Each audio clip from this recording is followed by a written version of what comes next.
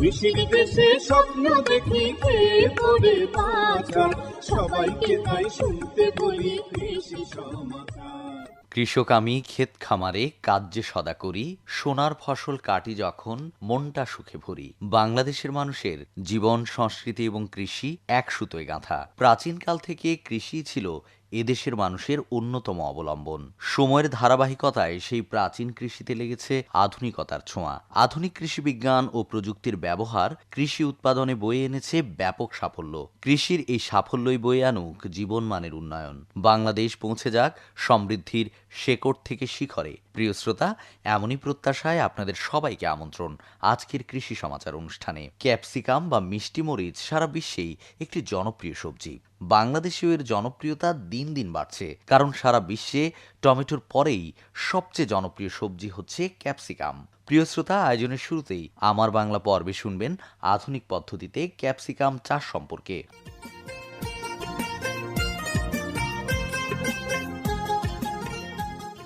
প্রিয় কৃষিজীবী ভাই ও বোনেরা, আপনাদের সবাইকে স্বাগত আমাদের আজকের আয়োজনে। আপনাদের সাথে রয়েছি তানিয়া সুলতানা। আজ আমরা কথা বলবো আধুনিক পদ্ধতিতে ক্যাপসিকাম চাষ। আর এই বিষয়টি নিয়ে কথা বলার জন্য আজ আমাদের মাঝে উপস্থিত আছেন ডক্টর মোহাম্মদ জহিরুল ইসলাম, প্রধান বৈজ্ঞানিক কর্মকর্তা, বাংলাদেশ কৃষি গবেষণা কাউন্সিল, ফার্মগেট, ঢাকা।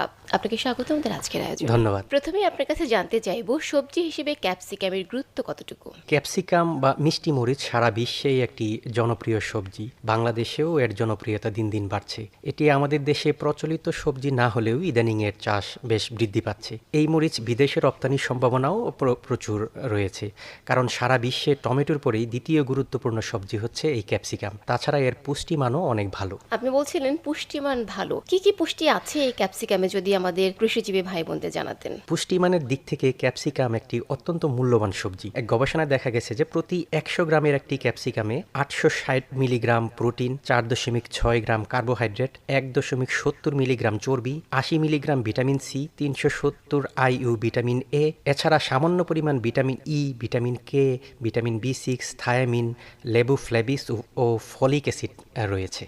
এ পর্যায়ে আপনার কাছে জানতে চাইবো ক্যাপসিকাম রোপণের নিয়ম কানুন সম্পর্কে। ক্যাপসিকাম বা মিষ্টি মরিচ চাষের জন্য দোআঁশ বা বেলে দোআঁশ মাটি ভালো। এটি খরা ও এর গোড়ায় পানি জমা এই দুটির কোনোটিই সহ্য করতে পারে না। সাধারণত প্রতি শতকের জন্য 1 গ্রাম বীজ প্রয়োজন হয় এবং বীজ থেকে প্রথমে চারা তৈরি করে নিতে হয়। এজন্য বীজগুলোকে 12 ঘন্টা পানিতে ভিজিয়ে রেখে আগে থেকেই তৈরি করে রাখা বীজতলায় 10 সেন্টিমিটার দূরে দূরে লাইন করে বীজ বুনতে হবে। বীজ বোনার 7 থেকে 10 দিন পর প্রতি চারায় 3 থেকে 4টি করে পাতা হলে মাঝারি আকারের পলিথিন ব্যাগে স্থানান্তর করতে হবে। এরপর মূল জমি চাষ ও মই দিয়ে বেড তৈরি করে চারা রোপণ করতে হবে। এবারে আপনি আমাদের জানাবেন বেড তৈরি ও চারা রোপণের জন্য কি পদ্ধতি অনুসরণ করবে আমাদের কৃষিজীবী ভাই বোনরা। প্রতিটি বেড চওড়ায় সাধারণত 2.5 ফুট রাখতে হয়।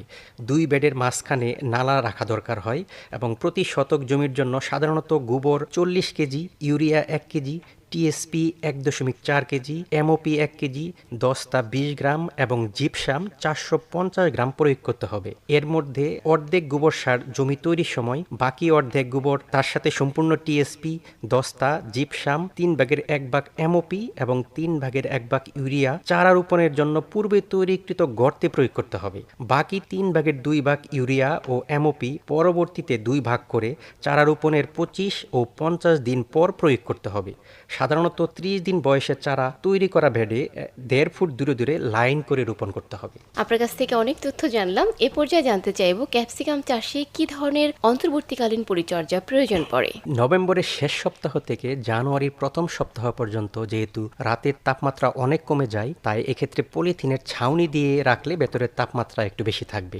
প্রত্যেকবার সার প্রয়োগের পরপরই পরিমাণ মতো সেচ দিতে হবে। তাছাড়াও যেহেতু ক্যাপসিকাম খরা ও জলাবদ্ধতা কোনোটি সহ্য করতে পারে না, তাই প্রয়োজন অনুসারে জমিতে সেচ দিতে হবে। কোনো গাছে ফল ধরা শুরু হলে খুঁটি দিতে হবে যাতে ফলের বারে গাছ হেলে না পড়ে। জমি সবসময় আগাছা মুক্ত রাখার চেষ্টা করতে হবে। কিন্তু এই ক্যাপসিকামে আবার পোকামাকড়ের রোগবালাই হতে পারে, সেক্ষেত্রে আমাদেরকে জানাবেন কি ধরনের পোকামাকড়ের রোগবালাই হতে পারে। ক্যাপসিকাম বা মিষ্টি মরিচে কিছু পোকামাকড় যেমন জাপ পোকা, থ্রিপস ও লাল মাকড়ের আক্রমণ দেখা যায়। তাছাড়া অ্যানথ্রাকনোস ও ব্লাইট রোগ দেখা দিতে পারে। এসব রোগ বা পোকামাকড় দেখা দিলে কৃষক ভাইদের উচিত নিকটস্থ কৃষিকর্মীর সাথে পরামর্শ করে প্রয়োজন মতো বালাইনাশক প্রয়োগ করা। সবশেষে আপনার কাছে জানতে চাইবো ক্যাপসিকাম ফসলটা আসলে কখন তোলা যাবে জমি থেকে?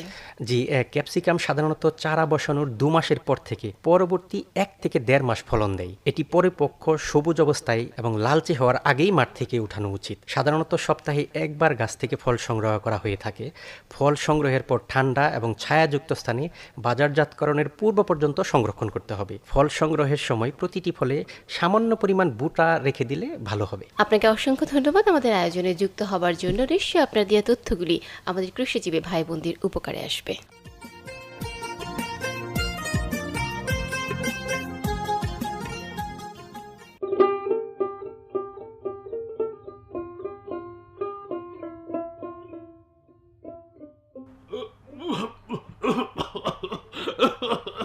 দাদু, দাদু, দাদু, কি হয়েছে তোমার? এমন করছো কেন দাদু? তোর এত কাশি। তোর তোর বাবাকে খবর দে, না তোর কাকাকে খবর দে। আচ্ছা আচ্ছা, তুমি একটু শান্ত হও দাদু, তুমি একটু শান্ত হও, আমি এক্ষুনি বাবাকে ফোন দিচ্ছি।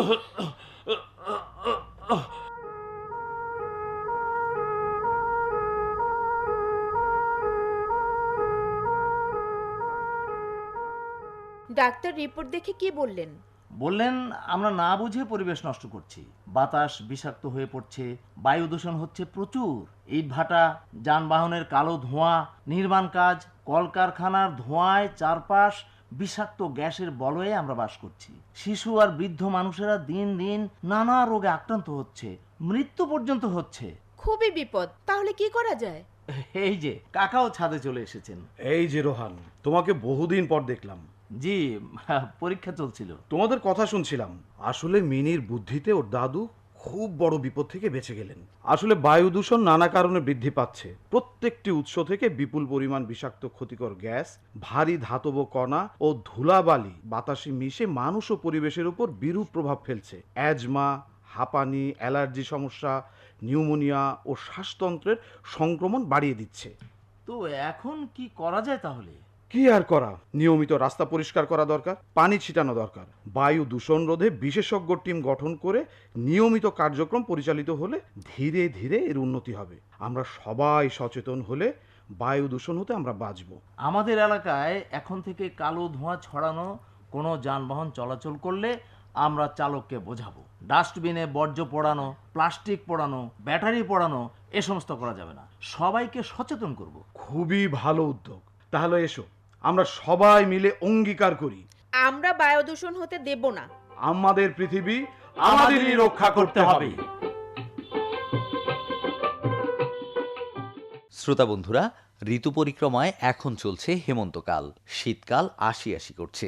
শীত এলেই ঠান্ডাজনিত সব সমস্যা যেন বেড়ে যায়। এজন্য এ সময় সুস্থ থাকতে সচেতন ও সতর্ক থাকতে হবে। বিশেষ করে শিশু ও বৃদ্ধদের খুব সহজেই ঠান্ডা লেগে যায়। এজন্য যাতে ঠান্ডা না লাগে সেদিকে খেয়াল রাখতে হবে। সবাই সুস্থ থাকুন, ভালো থাকুন, এমনই প্রত্যাশায় বিদায় নেব আজকের মতো। শ্রোতা বন্ধুরা, আমাদের আজকের কৃষি সমাচার অনুষ্ঠানটি পুনরায় শুনতে কৃষি বিষয়ক কার্যক্রম বাংলাদেশ বেতারের ইউটিউব চ্যানেলটি ভিজিট করুন। সবাইকে তাই শুনতে বলি কৃষি সমাচার, সবাইকে তাই শুনতে বলি কৃষি সমাচার।